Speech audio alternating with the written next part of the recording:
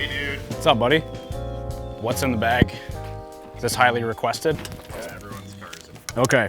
What do you hit it? So driver for me, I've had a little bit of testing with a lot of things the course of last year. So AI Smoke Triple Diamond, 8 degrees, set to neutral, like no toe weight or anything. And I have the Ventus TR6X.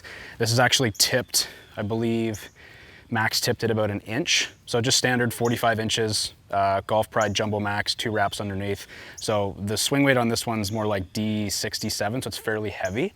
But for me, for whatever reason, the spin parameters on this driver have been the best for me as far as consistency, ball speed, the whole 9 yards. So for whatever reason, this was the one that I stuck with. Nice. One of the bigger additions to the bag, I'm gonna get rid of this. One of the bigger additions to the bag this year was the, because I was having issues like playing golf. And what I mean by that is I was having issues with gapping. So I actually experimented with the new TaylorMade mini driver. So this is set at like 12 degrees. Again, lots of head weight.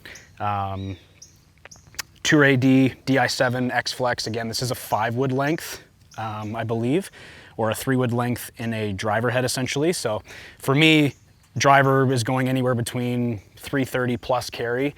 And then my 2-iron at the time was flying anywhere between like 280.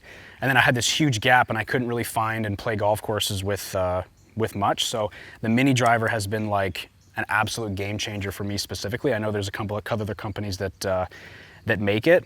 A little bit deeper of a face than a 3-wood. That's what I like about it. I would like feel much more confident off the tee hitting that than a 3-wood. Yeah, and so for me, because if I start teeing up driver too high and I start hitting too many drivers, it throws off my swing direction, and then I start getting like really high frisbee iron shots, which is not ideal. So with the mini driver, it allows me to still have a negative descent into the ball and still keep my swing direction in a good spot. So I actually haven't hit too many drivers this year, which has been good. So I keep my swing in a really good spot. So I know there's a couple other companies that make it, but TaylorMade mini driver has been like absolute game changer for me. What else we got in here? We'll save that one for last. Flat stick. So normally I play a 2-iron. I just cave the face. I'll bring it out anyway, but How often does that happen for you? So for me, I usually cave about 1 or 2 of these a year. Driver, sometimes I can cave the face, so anything upwards of like 170 ball speed with an iron. I mean, it's not going to last very long. It's basically driver ball speed. So I have the Cobra King Utility 2-iron. This is bent to 18 degrees. I wish I had a credit card I could show you, but the face is essentially like concaved in now. But this has been the shaft that I've used for the last couple of years, the Tour Hybrid Prototype 95X. Super heavy, love this iron, so I'm just going to be, or I just ordered a new one, so that'll be kind of like a 280 club. But in the meantime, I've been experimenting with a 5-wood, and Crank makes actually one of the better heads. So this is actually a 3-wood. It's set to 15 degrees. However, it plays as my 5-wood from the spin parameters, the launch, the ballistics, all that stuff. So same thing, Tour AD, DI7 with an X-Flex 5-wood length. And the beauty thing I like about the Crank stuff is that the face actually holds its cupping. So it's a lot better from a gear effect perspective. So when I hit it off the toe, it doesn't like frisbee. When I hit it off the heel, it doesn't like slice. It'll like start further offline and kind of come back. So the shallowness of this face has been really good, and it holds its value, which is really cool. So I'm going to be experimenting with this a little bit, but same kind of concept, like 280, 285 in the air club is going to be more or less what I would do. So I've experimented with the driver. I've experimented with a couple things. I might put it in the bag next year, but Crank makes a great set of woods. Okay, so from a iron perspective, I've played PXG irons the last couple years. I have 4-iron down to 9-iron in the actual iron. So I forget what generation this is. I believe they're the Gen 4s. These are played at, I believe, 1 degree weak of standard. So normally I used to play stronger lofts and I would just get weird flights and stuff and pitch flyers out of the fairway. But not 1-length irons that I played last year, but these are just stock irons, Gen 4s. I mean, they've been the most forgiving iron that I've played, so it's been really, really good. So 4-iron to 9-iron. And then we have a 46 degree Vokey. I actually picked this one up at a not a thrift shop, at like a golf shop down in Florida. It's actually pretty cool. The SM9, this iron is really, really good. So rather than having like a pitching wedge iron, for me, I found that it went like too far. So I needed something that was, because my 9-iron goes about 175, 176 in the air, and then my my pitching wedge would go pretty much like 170, and it was just too far. So rather than bending it weaker, I just got a wedge, and this goes 160, which is perfect stock pitching wedge for me. So I got 46, and then in the Cobra snakebite wedges, I have 50, 54, and then a 58. So the 58, it's actually a 60. It's bent to 58, so it opens up the face, or sorry, it keeps the face square a little bit. But the beauty thing I like about the snakebite wedges is the grooves go all the way to the end. And because of the 60, I was actually able to grind a little bit of the back end off to take away bounce. So for me, I want to make sure that I can lay the face wide open and have the leading edge actually sit flush on the ground. So I actually have to grind a little bit more off of this, but maybe in the new set that I'll do. Because too much bounce for me on a low lofted club, I want to be able to make sure that I can have more specialty shots in there. So that's why I kind of have that set the way it is. So last but certainly not least, and we'll go through the rest of the bag in a minute, is something that I've been experimenting with for the past couple months, is going to be an arm lock putter. So this is right off the Corn Ferry Tour truck. A friend of mine is a caddy out there, and he was able to get one for me. So Odyssey Stroke Lab shaft, I think it's a stability shaft, the White Hot OG, and I think it's a 17-inch just like stock grip.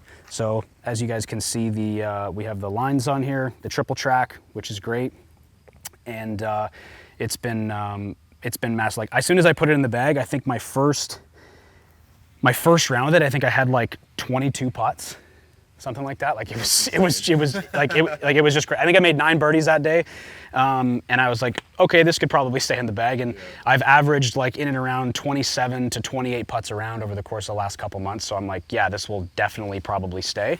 I'm going to be experimenting with the Lab arm lock, because I used a Lab for most of the year, and Lab's sending me an actual arm lock version, so I'm going to be testing that as well. So I'm really, really pumped about that. But that's kind of the in and outs of the bag of how it's built. So like my driver goes 330, the Mini goes about 300 to 310, the 5-wood goes 280 in the air, and then I kind of work my way down from 4-iron down. So that's kind of how I have my bag gapped. In order to, I have more on the top end of the bag, less in the bottom end of the bag, just to kind of help with some gapping off the tee, because I don't hit driver an enormous amount. Cool, and you got your Vessel Cobra bag here? Yeah, Vessel Cobra bag, had this one for a couple years. A variety of old practice mitts, but yeah, Vessel bag's been really, really nice. I mean, great pockets. Like I've had this bag for probably 2 seasons or maybe a little bit more, and like just the wear and tear that I've been able to put on it is really, really good. So Vessel holds its value really, really well. What do I have in here? Sun sleeves. I actually Essential. That's very essential. I got a couple sets of shades, Oakley shades. I got a new addition to the bag, speaker, have to have that.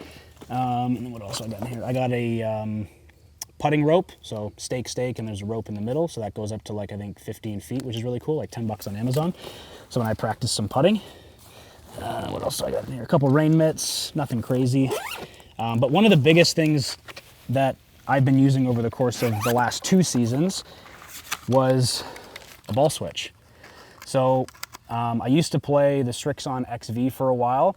I had a buddy that was an ambassador for Vice, and I was like, there's no way. It's a one-off brand company. He's like, no, you have to give it a shot.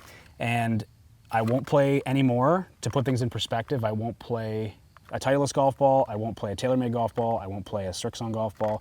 I won't play any of that. I will only play this ball. And for the price point, like the wear and tear that I've put on balls like this at my speed, the cover holds its value very, very well. So when I play tournaments, I'll just use a white ball, very, very standard. And then when I play just with my buddies, I will use like maybe a drip sequence or a colored green golf ball that I've used in the past, which have been good, and just to have fun. And if I lose it, it's not that big of a deal. But the white ones I will use for tournaments, which has been good. So like you hit a couple wedges, the core doesn't shred, the cover stays intact, which is great. So I got a bunch of different variations in there. So shout out to Vice. They've been a huge supporter of mine. Standard rangefinder. I got an alignment aid for obviously golf balls. I got black, red, and blue for alignment aids. Just a standard Bushnell rangefinder. I forget Cougs. I think it's CKGOLF. I forget what it is. This is just for like stock wedge numbers and full shots. And if I do events and stuff, sometimes I'll write like little motivational messages in the back end, just to trust yourself. Like, know that you're maybe one swing thought over the course of the week. I'll jam that in there, and then I have something to kind of always refer back to, because I'm in my head a lot when it comes to like swing stuff. So, but no superstitions, like nice Nest tea bag that I got this year. Just a couple wrenches and stuff like that, but no like superstitions in relation to like ball markers or anything like that. Just like whatever I got, a toonie or a loony or a quarter, whatever kind of is in there is kind of what stays in there. Sunscreen essentials, SPF 50, gotta have that. And yeah, just a couple cords from my phone and the speaker to keep it charged, 20 bucks. Couple mics in here, nothing crazy, just more or less the essentials, but that's essentially the overview of kind of what's in the bag. Thanks, buddy.